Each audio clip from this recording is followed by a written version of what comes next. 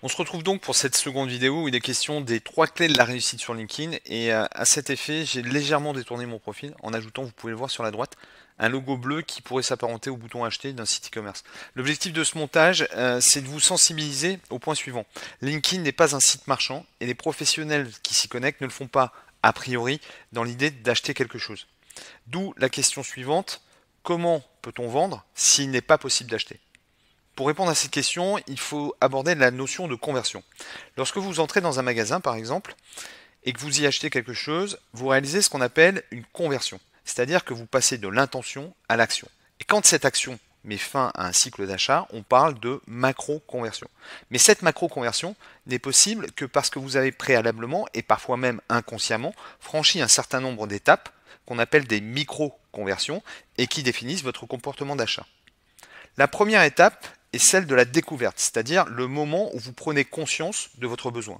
La seconde étape est celle de la considération, c'est-à-dire les recherches que vous menez pour identifier les différentes options susceptibles de répondre à votre besoin.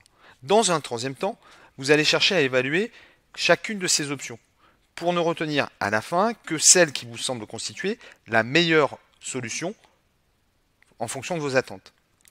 Ce n'est qu'après être passé par ces différentes étapes, qui peuvent être plus ou moins longues, que vous passerez à l'acte d'achat.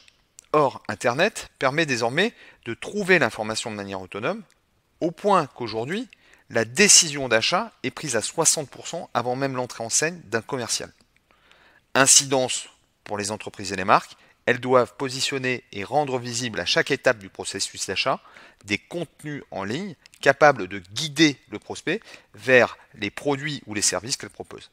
C'est d'ailleurs ce qui explique que la prospection dans le dur, telle que le phoning, est aujourd'hui inefficace sur 90% des décideurs. Soit parce qu'ils n'ont de toute façon pas réagi aux stimuli en ligne, ce qui revient à dire qu'ils n'ont pas ou plus de besoin, soit parce qu'ils ont conscience de leurs besoins, mais qui sont déjà très avancés dans leur décision d'achat. A contrario, LinkedIn vous positionne très en amont du processus d'achat et vous permet de développer, lorsqu'il est bien utilisé, votre leadership commercial auprès d'une audience ciblée, en jouant sur 3 critères qui sont la visibilité, l'autorité et la préférence. En d'autres termes, LinkedIn vous permet de positionner un cycle de vente en face du cycle d'achat. Pour y parvenir, vous devez apprendre à communiquer efficacement votre marque professionnelle, savoir développer votre sphère d'influence et éviter ou en tout cas savoir sortir du piège de la friend zone.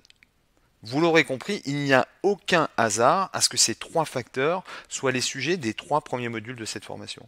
Je vous donne donc rendez-vous dans le premier module pour apprendre à définir et à communiquer votre marque professionnelle sur LinkedIn.